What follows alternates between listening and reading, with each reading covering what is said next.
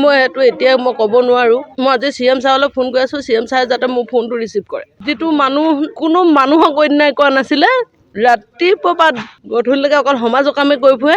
আৰু যিটো মানুহে ঘৰত আজি টকা 10,000 দি পোৱা নাই যে এইটো পইচা থৈ দে, আজি সেই মানুহটোক এনেকুৱা এটা দুখী হৈ যায় যে মানসিক ইমান অত্যাচাৰ কৰিলে। সেইবোৰ NDFB নে কি, এই দুলাল দাস নে কি হয়, মালিক নে কি হয়, সেইজনে যে আজি গুৱাহাটী বা ৰাজ্যপাললৈ যে 2,16,000 টকা, সেইটো কাৰণে যে এনকুৱাৰী পঠিয়াবলগীয়া হৈছে। যিটো এনকুৱাৰী ইয়াত ব্লকৰ বাইদেউ DC ছাৰে কৰিছিলে, সেইটো এনকুৱাৰীত মানি ল'ব পৰা নাই। 2,16,000 টকা কেতিয়াও খোৱা নহয়। আৰু সেইটো ঘৰ ইতিমধ্যে বনাই থৈছে আৰু কেতিয়াও পঞ্চায়তলৈ অহা পইচা নহয়। আজি মই যি কমতো মই সঁচা কথা ক'ম ন, নিজৰ মানুহটোৱে যেতিয়া ঢুকাই গৈছে, সিমান সেনেকুৱা দুখত যেতিয়া মানুহটোৱে ঢুকাই গৈছে আৰু মই কি ক'ম কওকচোন আপোনালোকক।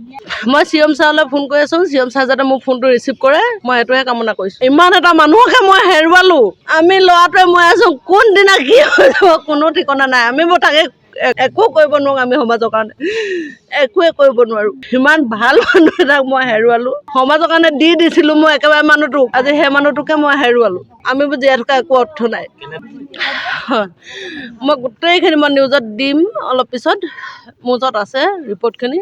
ৰাজ্যপালৰ পৰা যেতিয়া এনকুৱাৰী আহে, DC ছাৰ ADC ছাৰে কি এনকুৱাৰী কৰিলে, যদি আমাক এখন কাগজ নিদিলে। 24 তাৰিখেতো আগষ্টৰ 24 তাৰিখে তেওঁলোকে DC অফিচত মাতি নিছিলে ন, ADC ছাৰে মাতি নিছিলে। ব্লকৰ বাইদেউ আহি ঘৰত ফটো মাৰি নিছে, পঞ্চায়তত এনকুৱাৰী কৰিছে, গোটেইখিনিতো DC ছাৰৰ হাতত দিয়া হৈছিলে। কি কাৰণে আমাক এখন কাগজ নিদিলে কওকচোন। আজি যে এই মানুহটোৱে সেইটো যে বাৰে বাৰে ওপৰৰ পৰা যে আজি ৰাজ্যপালৰ পৰা আহিবলগীয়া হৈছে, কিমান টকা মানুহে খায় কওকচোন।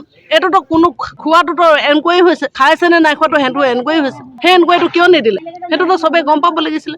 আজি আমাক মিছা অভিযোগ, সেইটো কেতিয়াও সম্ভৱ নহয়। আৰু যিটো মানুহে ৰাতিপুৱাৰ পৰা গধূলিলৈকে মই যিমান পূজা কৰোঁ তাতকৈ মোতকৈ বেছি পূজা কৰে, তেনেকুৱা এটা মানুহে মন্দিৰৰ পইচা খাব বুলি কৈ যে আজি ইমান ডাঙৰ অপবাদ দি মানুহটো এনেকুৱা এটা কৰিলে, মাৰিয়ে পেলাইছে দে, এতিয়া নিজে কৰিছে, মই সেইটো ক'ব পৰা নাই।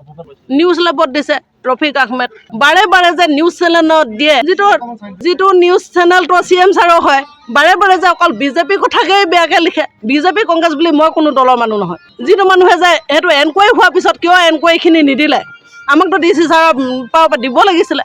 মই সেইটোৱে জনাম, মই মুঠতে আমাৰ কোনো ইমান ভাল মানুহ এটাকে মই হেৰুৱাইছোঁ। আৰু সেই ভাল মানুহটোক হেৰুৱাৰ পিছত মই জীয়াই থকা কোনো অৰ্থ নাই। মই জীয়াই থকা কোনো অৰ্থ নাই। মই নিজকে মই মানুহ বুলিয়ে নাভাবোঁ, তেওঁ মানে কয়। সেইটো কাৰণে CM ছাৰ দৰকাৰ হ'লে মই নৰেন্দ্ৰ মোদী ছাৰলৈ মই হেৰি কৰিম। মুঠতে মোক এইটো তদন্ত লাগিব, মানুহটো কেনেকৈ মৰিলে সেইটোও তদন্ত লাগিব। আৰু এনেকুৱা এটা এনকুৱাৰী কিয় DC অফিচৰ পৰা মোক ভালকৈ নিদিলে, এইটোও এনকুৱাৰী লাগিব। আৰু এইটো কোনো ভুৱা বা এনেকুৱা পইচা খোৱা হেৰি নহৈছিলে। সেইটো কাৰণে এনকুৱাৰী ধুনীয়াকৈ পঞ্চায়ত অফিচৰ পৰা দিছে, কিয় নিদিলে আমাক। ক্লিন চিটখন কিয় নিদিলে, ক্লিন চিটখন আজি যদি 24 তাৰিখে হৈ যোৱাৰ পিছতো আজি কেই তাৰিখ, আজিতো ছেপ্টেম্বৰ, আজি 20 তাৰিখ, 20 তাৰিখলৈকে কিয় নিদিলে, এমাহ হ'ল।